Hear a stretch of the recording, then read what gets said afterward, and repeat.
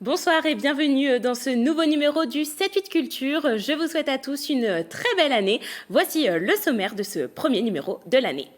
Le théâtre Montansier de Versailles accueillera mercredi 12 janvier Les Trois Brigands, adapté du conte de Tommy Ungerer. Cette pièce de théâtre est à découvrir en famille.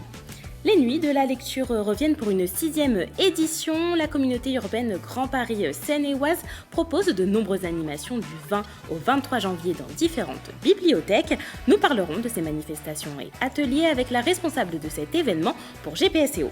Et puis enfin à Saint-Germain-en-Laye, le musée départemental Maurice Denis fête le Nouvel An japonais au programme des spectacles, des ateliers et des conférences.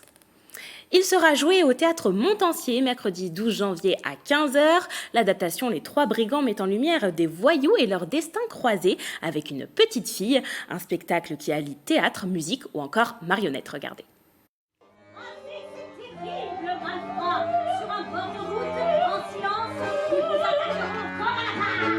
Adaptation de l'album de jeunesse de Tommy Ungerer, Les Trois Brigands, c'est l'histoire de trois voyous qui chaque soir détroussent des voyageurs. Un spectacle qui tourne autour de leur rencontre avec une petite orpheline, des protagonistes que tout oppose.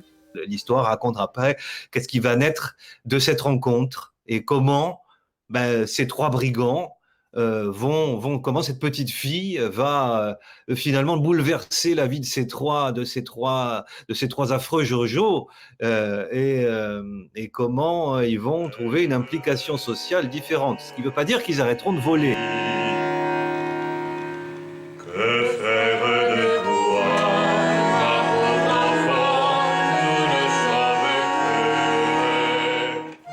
Spectacle à 5 ans, coproduit par la compagnie Les Muettes Bavardes et la compagnie Les Petites Don Quichotte. Au programme marionnettes, théâtre et une dimension musicale apportée au conte.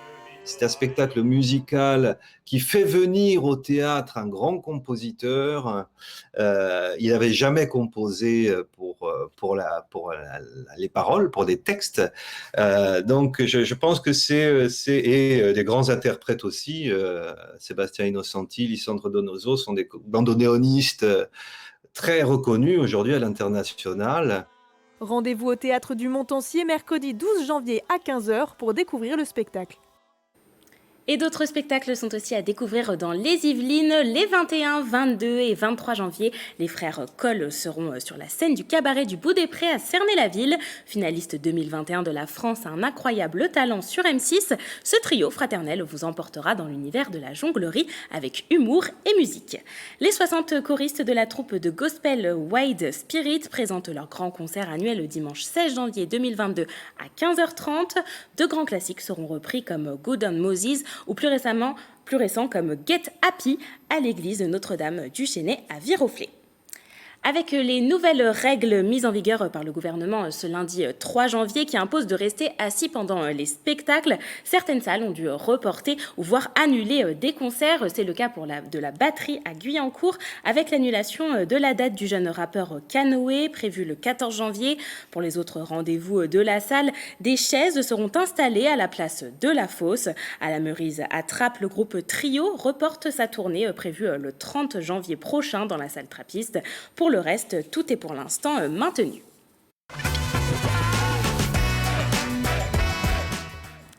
Le musée départemental Maurice Denis fête le Nouvel An japonais. Du 15 au 30 janvier, des spectacles, conférences ou encore ateliers seront organisés pour célébrer les nombreux liens qui unissent le musée et le Japon. On en parle avec Pierre-Marie Vautier, chargé de médiation culturelle.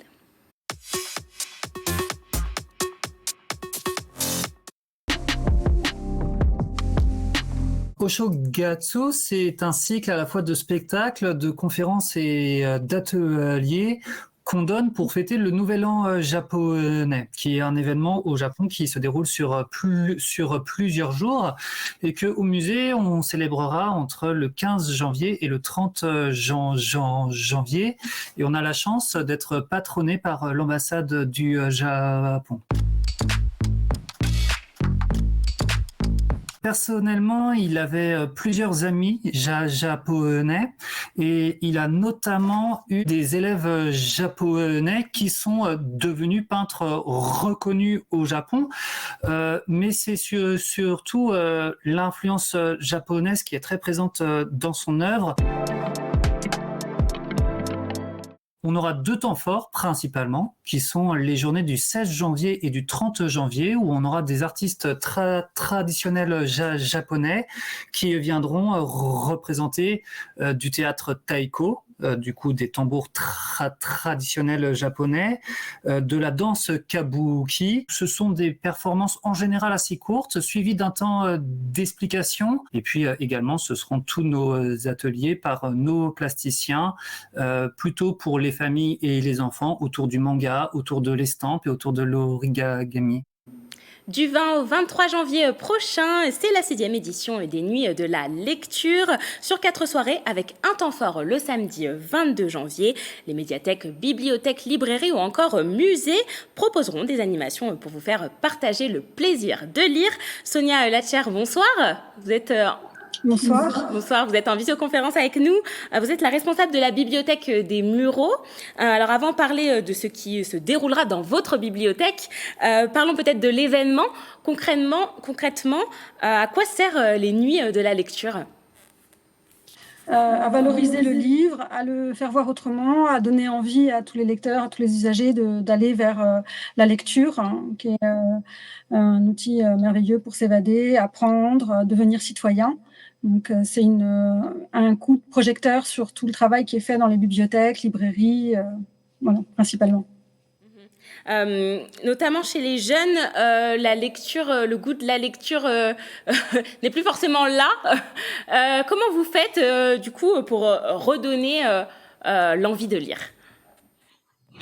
Alors, on propose des animations qui sortent un peu de l'ordinaire et qui sont en lien avec le livre, notamment des escape games, par exemple, des jeux, des murder parties, des animations, des clubs manga, parce que les jeunes lisent souvent beaucoup de mangas. Après, en fin de compte, les jeunes lisent quand même, mais voilà, c'est toutes des animations qui sortent de l'ordinaire qu'on peut proposer pour attirer les jeunes lecteurs.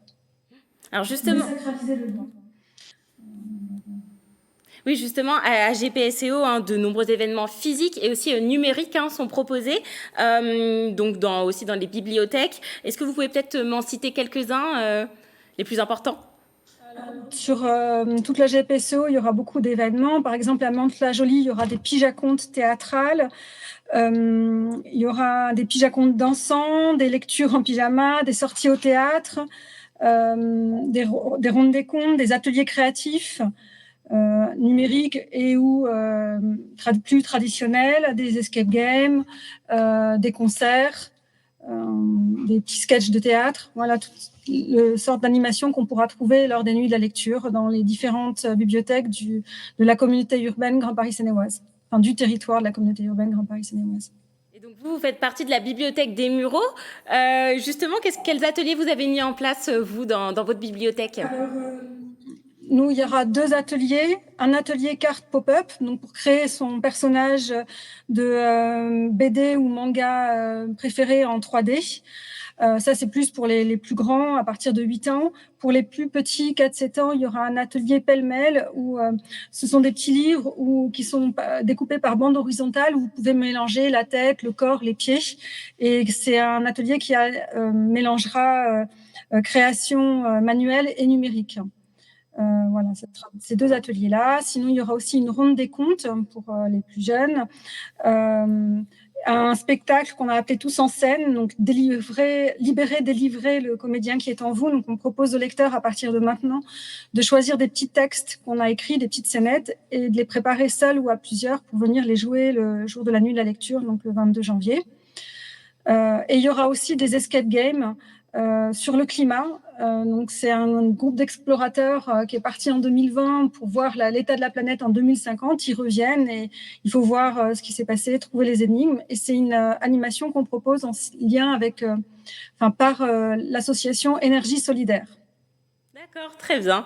Eh bien, c'est noté. On prend note de tout ça et on sera là avec plaisir. Merci beaucoup, Sonia Lachter, d'avoir été notre invitée. Merci. Le centre d'art Londe à Vélizy-Villacoublay présente Skema Legba, une œuvre construite entre l'équipe de Londe et le collectif d'artistes Le Wonder, une exposition vivante et éclectique, visible jusqu'au 14 janvier. Un cheval rose à bascule, une machine à laver ou encore un instrument de musique original. L'exposition Skema Legba est présentée au Centre d'art de Londe de Vélizy-Villacoublay. Le collectif Le Wonder, créé en 2013, a travaillé avec le théâtre pour réaliser ses œuvres. Ce groupe d'artistes habite des bâtiments inoccupés.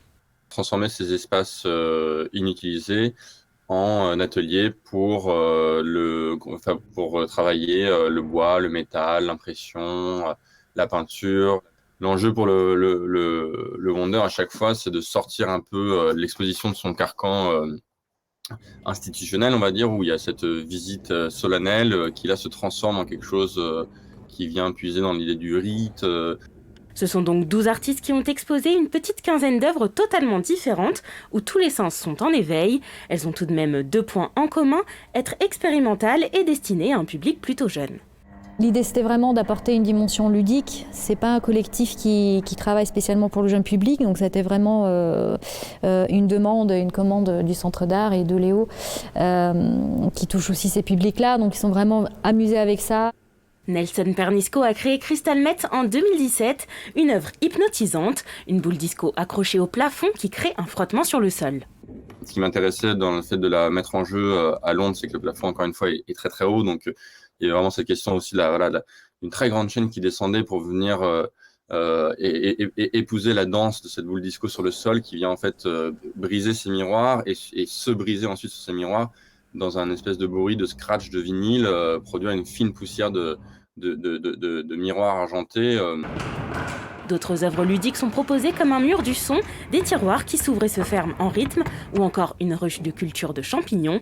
Toutes ces réalisations sont à découvrir jusqu'au 14 janvier prochain. Et c'est la fin de ce 7-8 Culture. Merci de nous avoir suivis. Rendez-vous la semaine prochaine. Bonne soirée sur TV78.